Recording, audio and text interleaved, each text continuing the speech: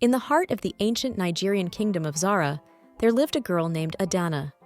She was born under the shadow of a cursed baobab tree, and from her earliest days, whispers of misfortune followed her. Her skin was darker than the midnight sky, and her eyes held secrets that frightened the villagers. Adanna's mother, a wise woman, knew the truth. The girl possessed a rare gift. She could hear the songs of the wind, the laughter of the river, and the heartbeat of the earth. But the villagers feared what they couldn't understand. They called her Idoyu, meaning outcast, and shunned her. Adanna grew up collecting herbs and healing the sick. She wandered the forest, her bare feet touching the sacred ground. The elders scoffed, saying she danced with spirits and brought bad luck. But Adanna's heart remained pure, and her compassion knew no bounds. One fateful day, the kingdom celebrated the Festival of Unity. The king's 3 daughters, Ada, Zara, and Ngozi, paraded through the streets, their beauty blinding. Adanna watched from the shadows, her heart heavy. She longed for acceptance, for a chance to prove her worth. As fate would have it, the kingdom faced a crisis. A mysterious illness swept through the land, leaving the royal family helpless.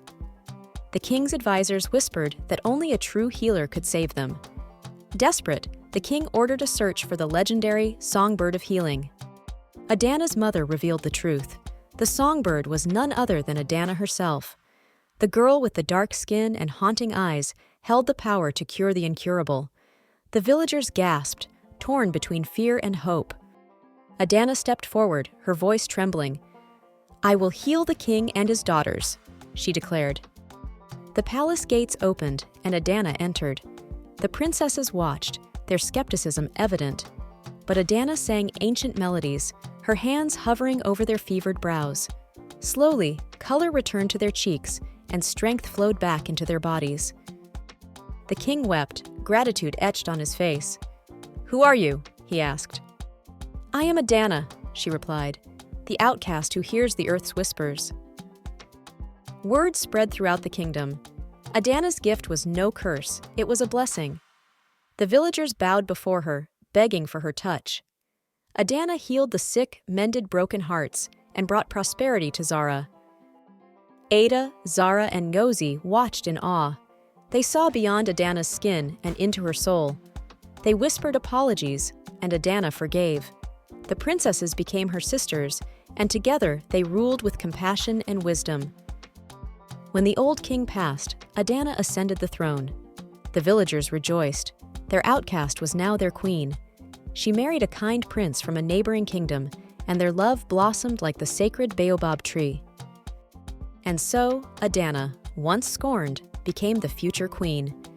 Her reign was marked by healing, unity, and acceptance. The villagers renamed her Adaora, meaning daughter of love. Under her rule, the kingdom thrived, and the baobab tree whispered its approval. From outcast to queen, Adanna's journey taught them all that true power lay not in birthright, but in the purity of the heart.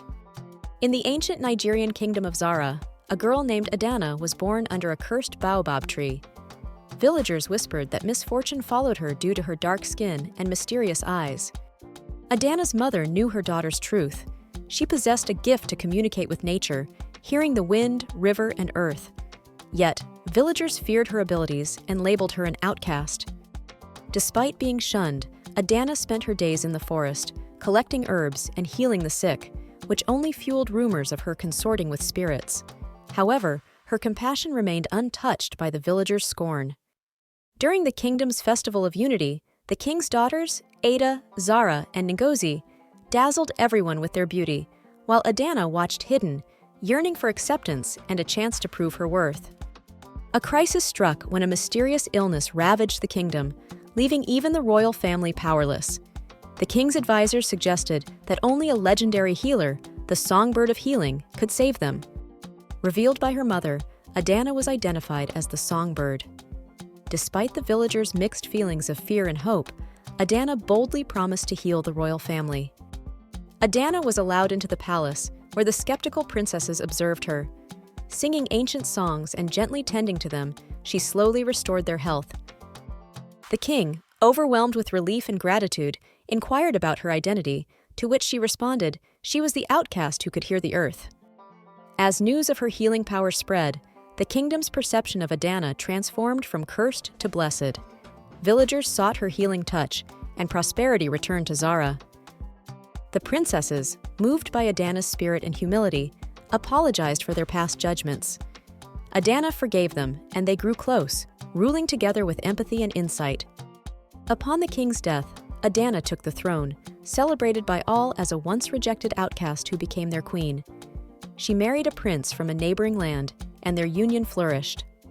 Adanna, now queen, led a reign defined by healing, unity, and acceptance, earning her the new name Adayora, which means daughter of love, reflecting her impact.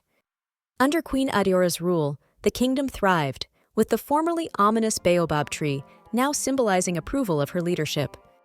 Adanna's story, from marginalized to monarch, underscored the true essence of power, not in lineage, but in the purity and generosity of one's heart.